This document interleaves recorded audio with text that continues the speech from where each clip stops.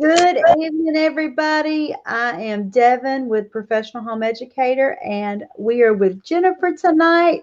We are talking about how to incorporate history and literature into history and science. I always jump to, to history and science, but we're going to talk about how to incorporate literature, which I think is really, really interesting.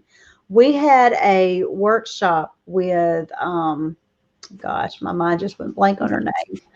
Wendy um, Wendy Harwell, probably almost 2 years, a year and a half ago, and she said this just real quick in their course, talked about incorporating literature. She didn't even really talk about it. It was just like one comment, and it just kind of captured my mind. And nobody in our group could teach about literature like Jennifer can. So I'm excited she's here. So if you want to see a good science video, you can jump back in the back or find it on the website. But for literature, Jennifer's your girl. I try, it is my passion and something that I love doing, for myself, reading and then teaching it also. So, yeah, if you give me something to do with the literature, I pretty much can run with that. She does. She's always so good to me. Well, I appreciate all that you do too. So you make it easy to be good to you. So, I guess, are you ready to get Yeah, I started? can do that. Yeah, we can get started. Here All it right. is. There. All right. So, what we're going to be talking about tonight is how to incorporate literature into history and science. And, some of this too can follow your personal taste, or you can follow, what your children are interested in. I'm going to give you some ideas and I'm going to tell you some of the things that I do and then give you some suggestions for where you can go to find out more too. But I do want to give you an idea of what to do, but also just remember that this can be adapted to fit your family best. So we can go to that next screen now. Do I do that or do Yeah, you? you can do that. I do that? Okay. So let's see. I'll flip it over here and see if that took us. Yes. Okay, so this is just this schedule, just to kind of give you an idea of what we'll be talking about. First of all, is to talk about why we should incorporate literature into history and science. What benefit does it offer for our children? And then next, I'm going to talk a little bit more specifically about incorporating literature into history, then literature into science. And then if you have any questions, you can put those in there and I will try to answer those tonight. If we don't have time, I will try to go back in and answer those when I get the chance. So this is something that Amy Harmon said, and I think it goes really well to talk about the why of incorporating literature into history, because literature makes history come to life. And we're going to talk a little bit more about that in just a minute, but just kind of having this quote in mind as we go. And then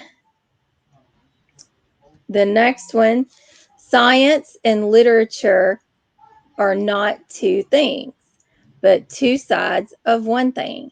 And that's Thomas Awesome. Huxley. Yeah, I know. I was like, oh, I like that one. I think I'll use that one. And so now to go and talk a little bit here about why we have the quotes, and now I want to get, some specifics here about why we should do this. It helps students to make meaningful connections. When they can hear about something and it's not always, this subject cut away from this subject, but they can see how everything can be integrated together. It also opens up discussion opportunities, especially with history, because when you read, for example, historical fiction, you're getting so far beyond just dates when things happened and people's names. You're getting stories behind it. And although, there is that fictional part of historical fiction, you will still have the benefit of having your child interested in what's happening, and they can learn so much more about particular historical events in that way. Sometimes a whole lot better than they can just reading about it in their textbook. It encourages students to explore further too in the topics. I know, for example, when my kids were younger and we read historical fiction like Johnny Tremaine and books like that, and I'll talk about some specific books in a minute too. But I mean, they would go outside and start playing, different scenes out from what they were reading. And then they would, especially as they got older into middle school and high school, when we read historical fiction, they would start asking questions. Well, is that part true? Did this happen? Is How did this happen? And I don't know about you, but there haven't been too many times where I've read a textbook and then I've been like, oh, I've got to go find out more about this. But in the context of historical fiction, where you've got that story to Mm-hmm. go with the event, it lends itself, I think, a lot better to sparking that curiosity. Um, it can be used as a gentle introduction to challenging concepts. Sometimes within the context of literature, you can talk about the difficult parts of history, and kind of ease into those when your children are younger, for example. Talking to them about some of the atrocities that have happened in history. To tell it from a fictional character kind of puts it a little bit in that safer zone for your child until they're older and can handle the, heavy, hard hitting, topics without kind of a buffer there.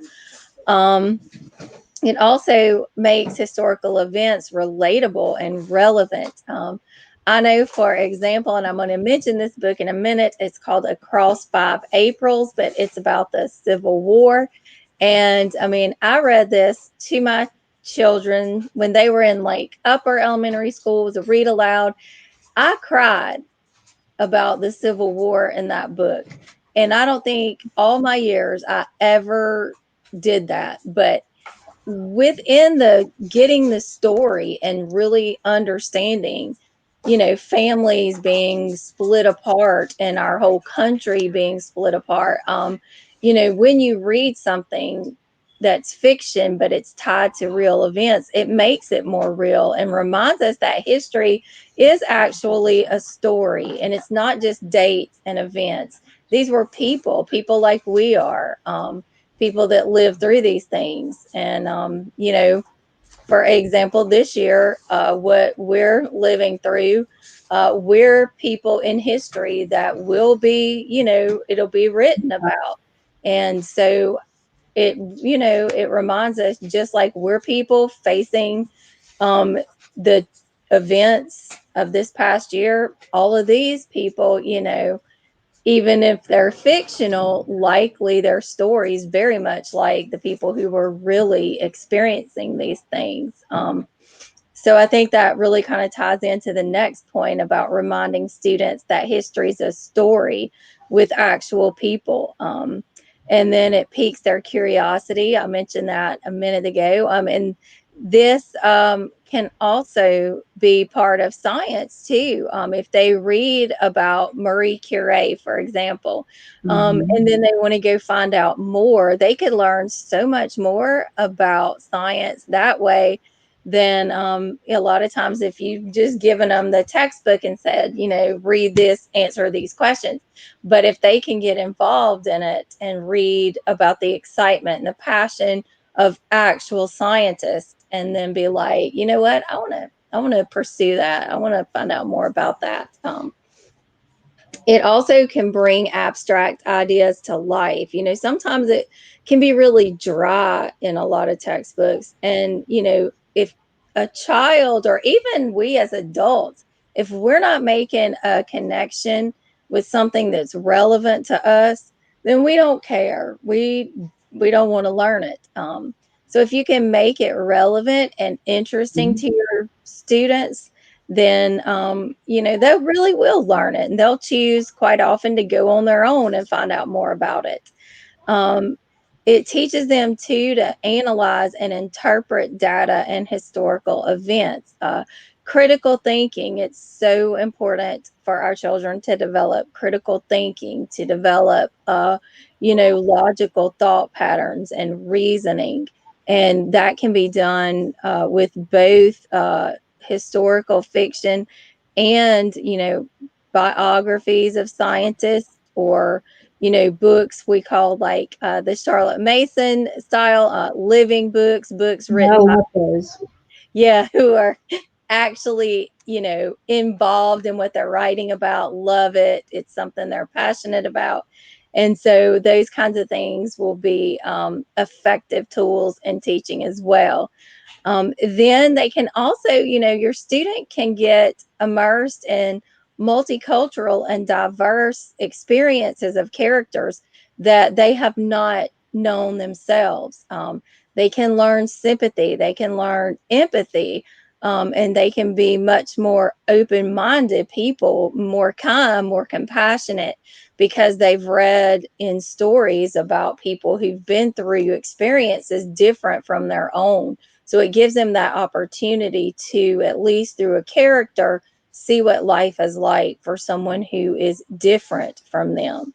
Um, and which that ties into to helping them see things from other people's points of view. It doesn't always mean that you're going to have to agree with the other person, but that you get an idea of why someone might feel the way that they do.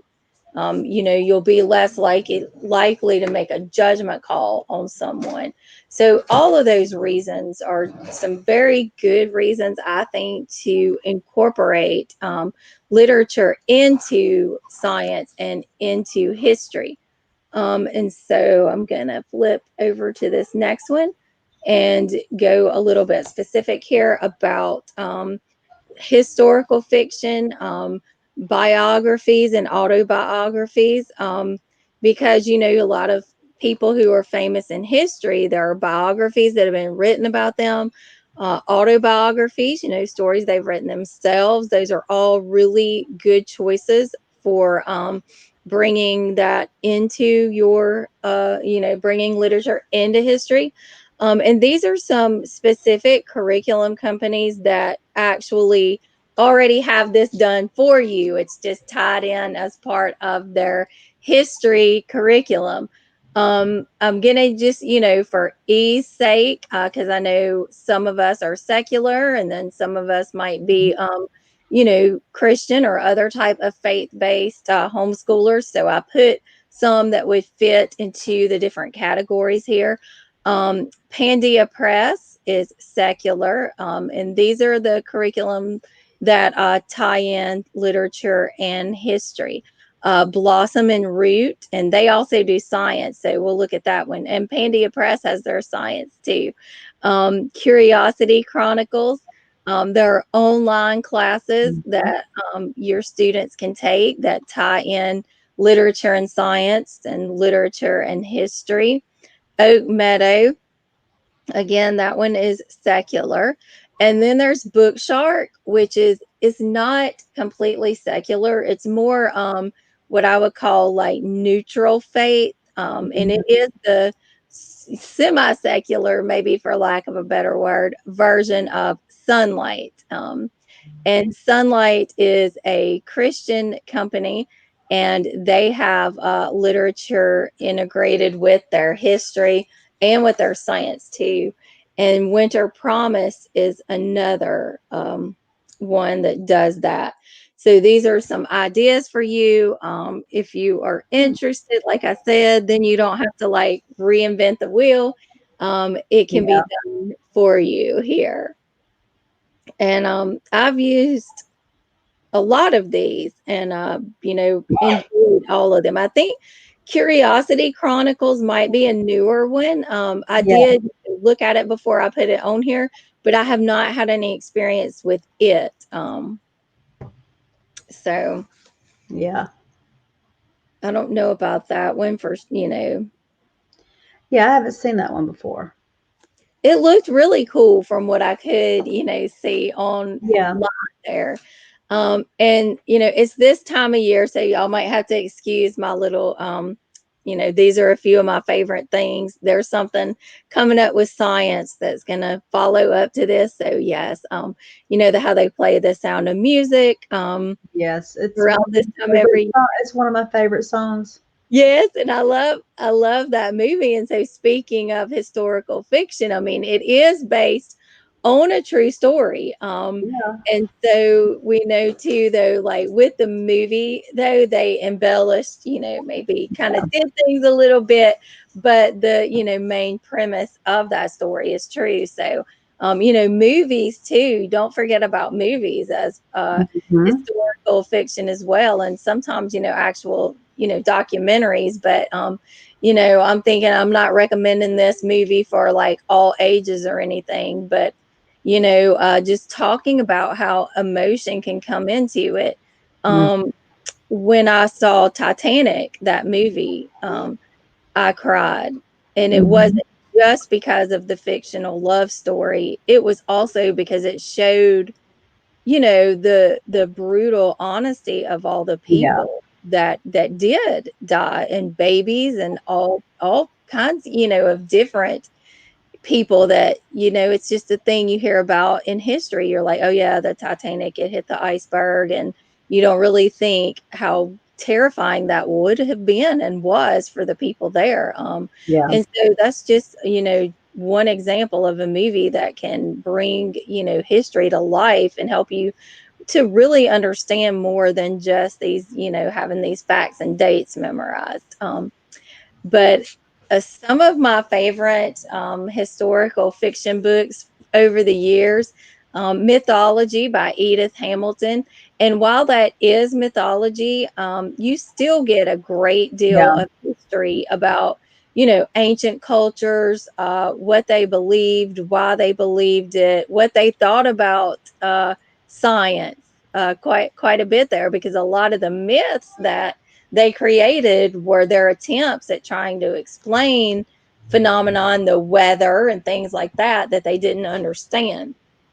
um, Shadow Spinner by Susan Fletcher is another one that I really like. And I would say both of these, well, I would say Edith Hamilton's Mythology, maybe eighth grade and up, Hmm. and Shadow Spinner, probably 12 and up. And this is just my recommendations, but as always, you preview and you read, Yeah. because everybody's different. So what I might say I would let my 12-year-old read, you might not.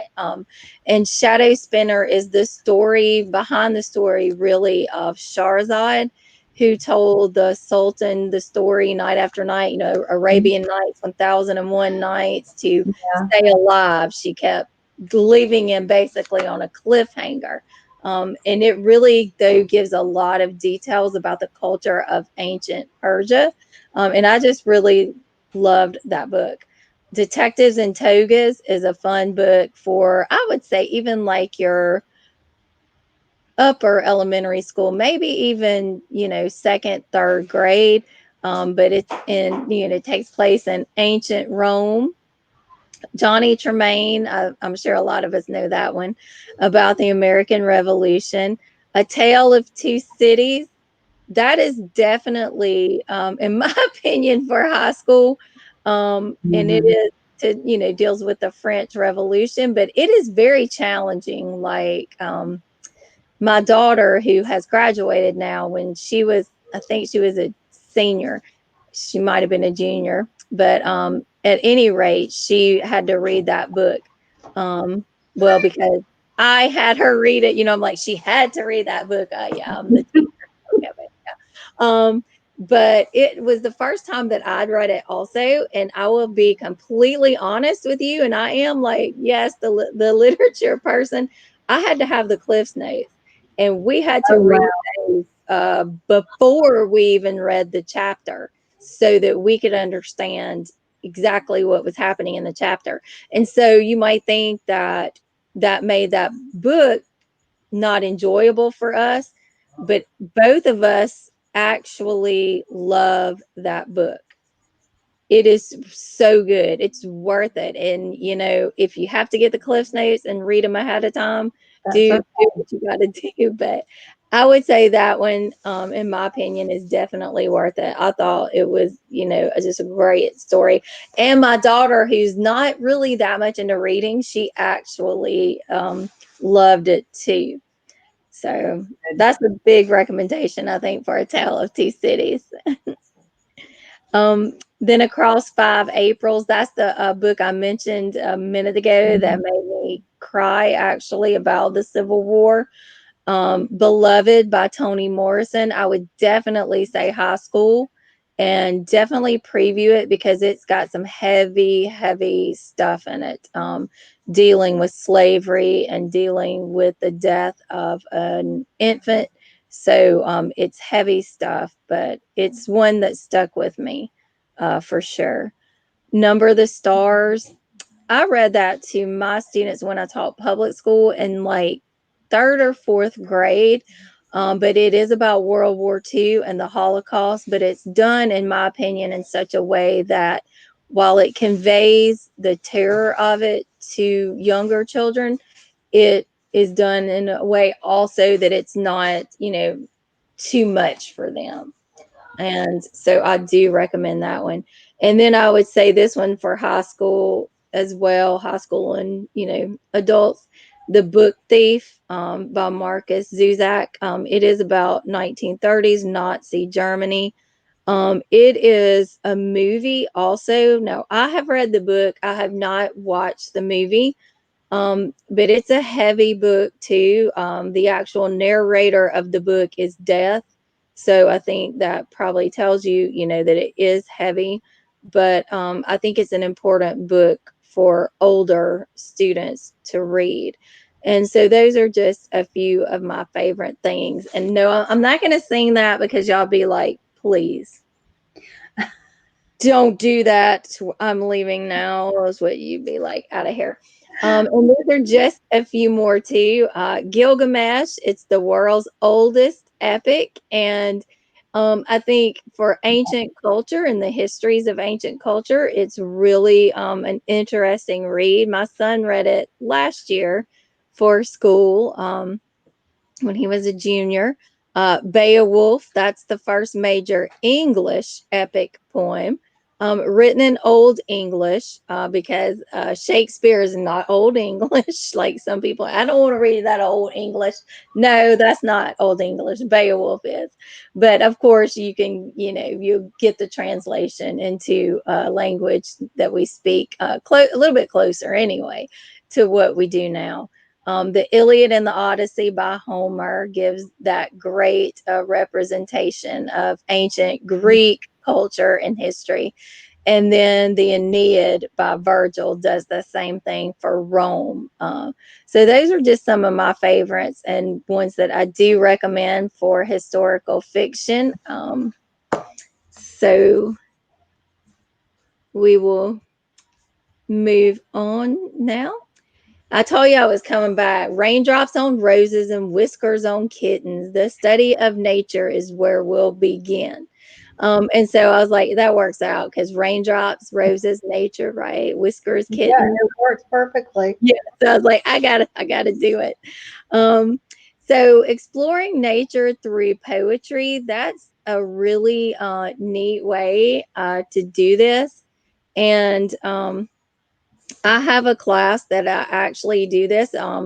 And we have different topics every week, and we explore just what it says, nature through poetry. So what we do is to read a poem, or you could even do a book if you have, more time with your own students at home. Read a poem or a book about a nature topic, and then conduct a science and nature study of the topic. And I'll just give you some examples that I've done quickly here. Like I have one where we talked about summer, and I do seasonal too. So if we're currently in, this season of summer, then I'm going to be doing a poem and nature study about summer. or about, the sun, things like that. I try to keep it seasonal.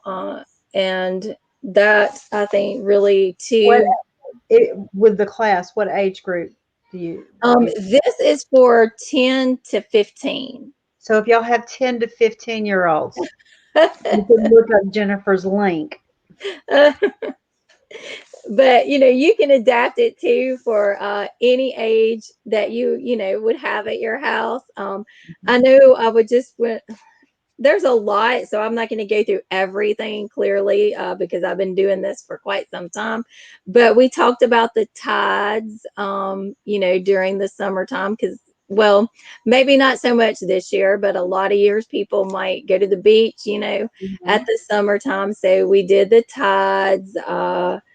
We When we talked about the sun, I actually used the song "Here Comes the Sun" by the Beatles, because I do think that it's important within poetry also to play songs sometimes, because Mhm. it's just poetry set to music. That's what lyrics are. And so they had a lot of fun with that one. Recently I've done snow. Not that I personally get it a lot where I live, but many of my students do, and it's been really neat because I've had students in Alaska that have turned the camera around so we could all see the winter wonderland outside of their house. So that's neat too, to be able to connect all over, not just the country. I've had students from all over the world too, from the Philippines, Morocco, England. Just really neat to be able to do that. Another topic that I just did was about evergreen trees. So there are a lot of poems, out there, and you just kind of decide seasonally, coming up, what do I want to do? And find that poem, do some nature study, and it's just a lot of fun, I think. Mhm. And here are some poetry books to go with science. There's the Science Verse by John Sejeska and Lane Smith. And they also wrote Math Curse. I don't know if any of you know it, but when I was teaching public school, it was one of my students' favorite books every year, for me to read to them, the Math Curse. So then they made the Science Verse. There's the Seasons, which is edited by John N. Serio. Robert Frost has really excellent poetry about nature. I used one of his poems recently in my class too. When we talked about snow, I did "Stopping by Woods on a Snowy Evening." And he also has other really good nature poems like "Nothing Gold Can Stay." um, Walt Whitman. I have his book Leaves of Grass. There's a lot of different poems related to nature in his work. William Wordsworth is another one. Rachel Carson. So that's just a few ideas, of some poets who do write about nature. Also, I know Devin has this book. This is a really good one, The Poetry Tea Yes. Time Opinion by Julie Bogart of Brave Writer. Every time I teach a workshop, I think I reference Julie for something. She's Uh, wonderful. she is.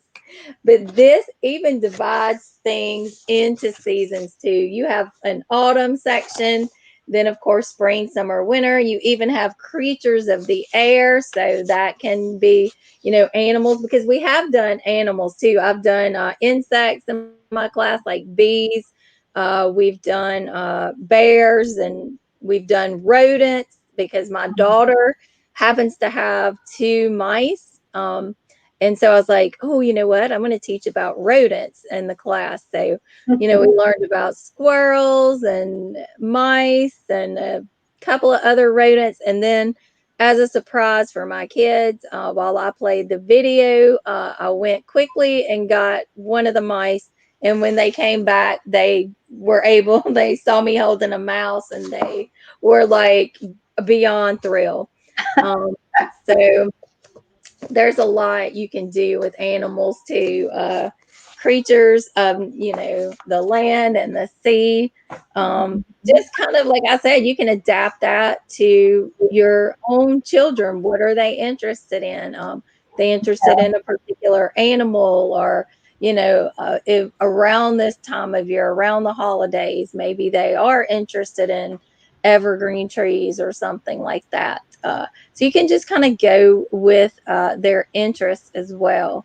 Biographies and autobiographies, I mentioned before, reading books about famous, not only scientists who did things more in the lines of chemistry, but also medicine too. And especially this year, you could study a lot about medicine and about pioneers in the field. For those things.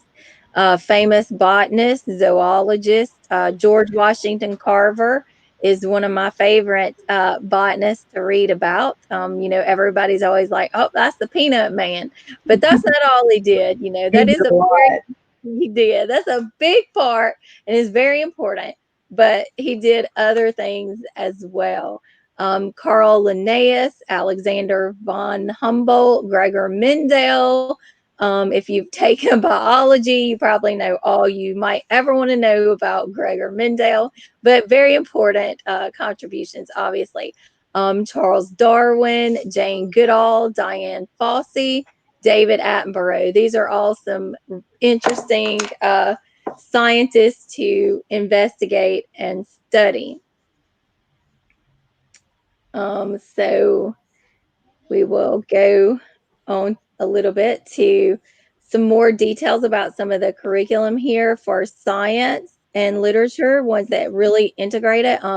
There's BSFU, Building Foundations of Scientific Understanding, that incorporates literature into their science. And they have different sections. You can see here they have one for kindergarten through second, then third through fifth, and then sixth through eighth. So that one stops after eighth grade. But then there is The Story of Science by Joy Hakeem. She also has probably some of the most well-known history books a lot of homeschoolers use. I can't remember, it's called A History of the U.S., and I actually use these. But she does have a history series as well as The Story of Science, grade 7 and up, Joy Hakeem. Here are some other choices. There's Oak Meadow. We talked about it earlier. I actually have this that I used with my kids in high school here. This is Word, the Poet's Voice. And this did incorporate some nature study into poetry. And this is from Oak Meadow, like this particular section. I don't know if you can see, but it's called Nature and the Self. And so it would have students go outside, um, asking things like, how do you relate to the natural Mhm. world? And then they would write their own poem every week, to go with something they saw in nature for that particular Oh, section. fun. Yeah, it was a lot of fun. I think I might have enjoyed it more than my kids did, but you know, I said that happens that way sometimes. But it also not only has them writing their own poems, but it introduces them to many other poets as well. So I do like that one a lot. There's Blossom and Root, which is preschool through fourth grade. Mm-hmm. And I'm going to try to see, like, if I go over here and link, they've got a free download right now. So I'm going to see if I might have to go back over to this screen and try to get it to click. Let's see. But every time I do, it bumps up like in my way. So That's what it does. yeah, let me see. I can probably get it like this and then maybe put it over there. If not, we can always back out of this one and add another one. Yeah, here, let me see if I can come over here and try to do, maybe if I take that away and then put this one up, it'll cooperate with me. Well, let's see. Well, you'll Chrome. probably have to reshare it, share screen because it disappeared. Yeah. It does that. There's no perfect screen sharing there. All right. Yeah, there it is. Okay. Yay. So this one, you can go down here. They've got one called Books and Seeds. They have a free download for that. And I think that one's about sunflowers right now. They're having a winter sale too, though, where you can see right here, everything is 30% off through December 31st. And this one is great. Like I said, if you have younger children, Mm-hmm. there's early years, elementary, and then here's the free download, Book Seeds. And that is so neat. So I'm going to put us to learn more about book seeds here. But see, with book seeds, you get all of these things. You get like STEAM, which of course means integrating science, technology, whatever it is, I forgot, art, that kind of stuff. Everything is put into it. So you see, you get the nature study, you get recipes, art activities, you get language and poetry, and you get all of this inspired by a certain book. So that incorporates Hmm. your I didn't science. know they had that. Yeah, I was so excited when I saw that one, even though I don't have kids this young. I was Mhm. still like, that's so neat. And especially because it has that free download so you can try it out. Yeah, that is nice. And I think that that pretty much does everything that I wanted to talk about specifically. So if there's any questions, Do we have any questions out there? They've been quiet. They've been watching, but they're quiet. everybody's Talking probably about tired. Christmas on the brain. I was saying earlier that I finally feel like I'm on Christmas break. Finally, today. My Yes. kids watch me. I've danced around the house and cleaned, and they're looking at me like I'm crazy. I'm like, I finally feel like I got Christmas break. So no questions. They're being slow tonight. That's okay. They can come back. If you have questions later, if you watch this later, you can come back and ask questions. Jennifer is in our group. She's in like all our groups, and she's awesome. And you can come back and ask a question. If you want a suggestion on books, she can probably help you out and help you find what you need for whatever subject you're doing. So we have some great mamas in the group. We have some they really give of themselves, and I'm thankful. This Yeah. was awesome. I I have love so some ideas.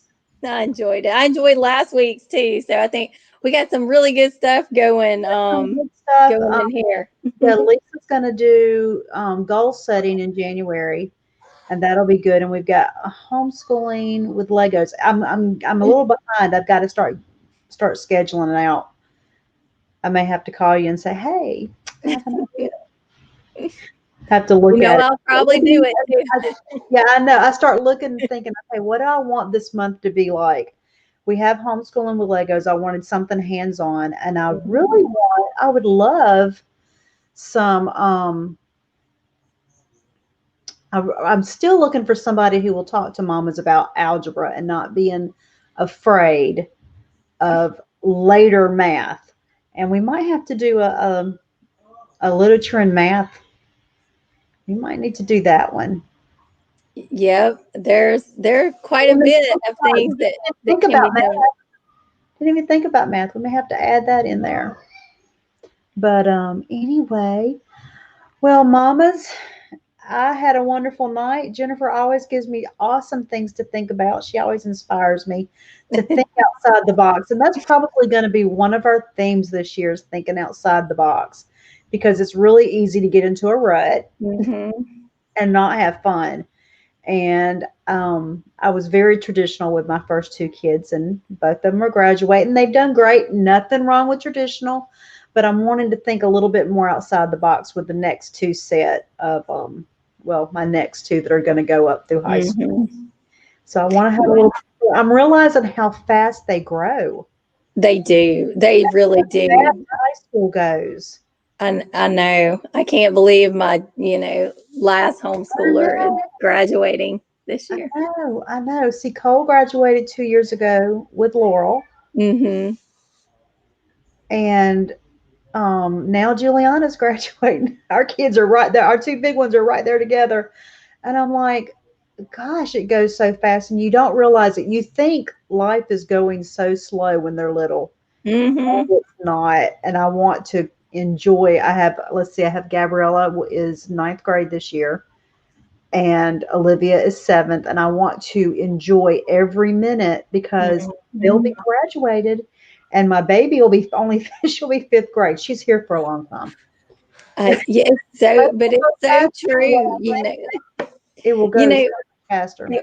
people used to say, there is this saying, and it's probably like cliche, but it's a saying for a reason. People would say the days are long, but the years are short. And I'm like, It's the truth. it is, So when it we is. say it, don't look at us like we're crazy. We're just saying it because we wish we could go back in time. Yeah. Um, Oh, I wish I I, could know things about teaching and parenting back then that I do now. no, Because I'm we were, so much more relaxed. mm-hmm. And Cole finished with his finals yesterday, and Oh, I can okay. tell that he finished. He's in a very good mood. And Good. he was kissing on me this afternoon. I'm like this big old tall 19-year-old kissing on his mama. And it was really cute. He's got me wrapped. He's my only boy. He's got me wrapped. That is true. He is. He is. He's my only one. He's the only one I ever had, and he's just a mess. And he's talking to me. He goes, "I got to register for next semester. Can you do it with me tomorrow?" And I'm like, "Sure, I can see." He still wants me. Isn't that great? It is. They're good kids, though. Anyway, mamas, we will see you soon. Next 2 weeks, no workshops. We will have we'll have some stuff, but I'll do a live, but we won't do a workshop because we got to take some time off. And then we're back with goal setting. So have a wonderful, wonderful Christmas. Bye, guys. Bye.